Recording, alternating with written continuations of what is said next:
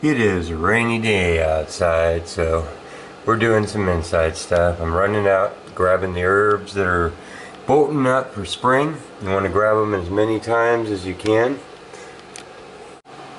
They will come in waves, and so if you just let them grow, then at first they will just go to flower in one wave. Wave meaning just length of vegetative growth leading into the flower. If you trim everything off, then they will be forced to create another vegetative growth and another, depending on how much sunlight and water you provide for them. So you can get a lot of waves out of some things. These are chives I've harvested, so the plants are coming back from last year. There's actually a bigger clump. I'll show you that outside some other time. So I just cut them off about 3 inches above the ground, and then that'll grow back in about 2 weeks in the springtime weather. Oregano tops. Just really healthy. This is going to be your first waves are going to be your just thickest. They've been waiting all winter for spring. Taking celery ahead. All these I'll dry in the food dehydrator. I'm going to lay them on here layer for layer, one herb at a time so that the smells don't mix together. And then put them in big mason jars in the spice cabinet. Instead of paying $3 a jar, we will have quarts and quarts of herbs for very cheap. So I'll show you that in a second. So this is how thick I'm layering them on here. It is a little crowded right now. There's airspace. You can see that these circle drier layers that I'm putting them on are actually have air slots, so it gets above and below air, and then a center shaft that makes sure that it all gets supplied evenly. That's what the machine does. These are chives. They're going to shrink up massively. I don't want to cut them up too much because they would fall through the cracks more easily. I want the material to stay on each rack. And things are not going to expand in here. They're only going to shrink up. So you know that from here there's going to be more space. So I'm going to start a little crowded. This process is not like weeks long, like air drying or anything. So hang on. Well, I don't know what that was. I believe there's a phone hidden somewhere. Anyhow, these will be out of here within 24 hours probably. They dry so quick, so you don't have to worry about them rotting or anything, so you don't have to have them all separate and stuff. The chives, we're going to use their whole bodies. And then further note on that, with this particular plant, I'm going to leave them whole, and the more you chop them up, the more flavor they lose.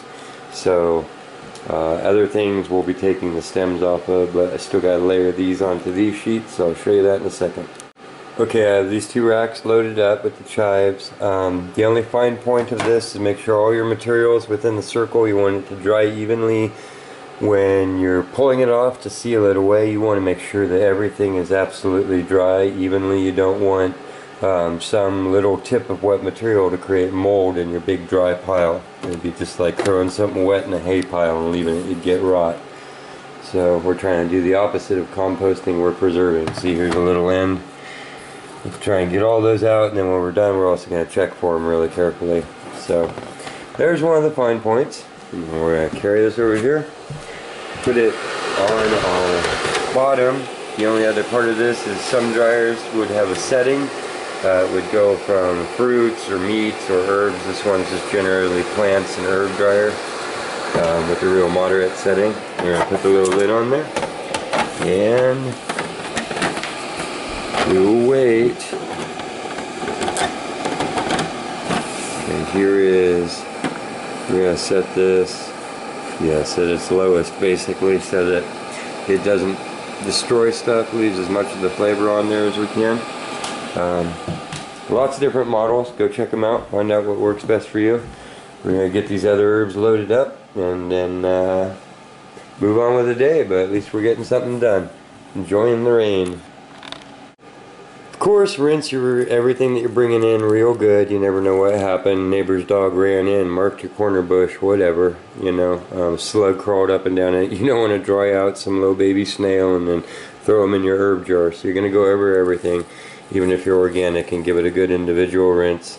Dry it out as much as you can before you put it in there, obviously. And then chop it up and install on said disc. Now here's something about oregano. When I first started out, I would try and take all the little leaves off, which was time consuming. You don't want to dry certain herb stems that are going to have woody stems, because those are just little sharp pieces. And you also don't want to just mash them all up and try and pick it out. Believe me, you'll never get them. It's meticulous. I've learned to lay them in whole, and then when I'm unloading is the real trick. And I strip the leaves off real carefully when they're completely dry to leave the stems behind. So that's the way that I do it, is I leave them whole, dry them out, and then do the leaf separation later. But you do want to consider how and what you're going to do with your stems. Okay, so we'll show you these when they're all finished. We're just going to rotate racks and make a little drying spot where I can set stuff out. And thank you for sticking with us. Okay, here we are back. It's about 6 hours actually, and these are done. There's oregano. It's all ready to go. We have, you can see how much everything is shrunk down here. We have our celery leaf. This is going to turn into dust when it crumbles. The larger you leave stuff, when you have the ability to at home, the longer it will retain its flavor. They just grind it up for multiple reasons when they're packaging it in stores. So it's your choice how tightly you want to crumble it up for storage and packaging reasons. Here's the chives. You can see they've shrunk down a considerable amount. That's why I layered them in there so thick. And the next thing that we'll do is I'll just process each one into the bowls here. And like the oregano, I'll be pulling out all the stems and moving my way through. When I have it all ground up, I'll put it in a jar, and that's all simple basically. Well, that looks cool, huh? So thank you for checking that part out. My dog's looking at me like, I thought the Dirt Journal was about being outside. So next episode we'll probably be back out in the garden as soon as these late spring showers end, and packaging up lots of stuff already. Gonna dice these up. These will be the next layer. We're doing onions. Probably won't get that on this video, but that will be the next layer. Thank you for joining us. We'll see you soon. Dog says, come on, man.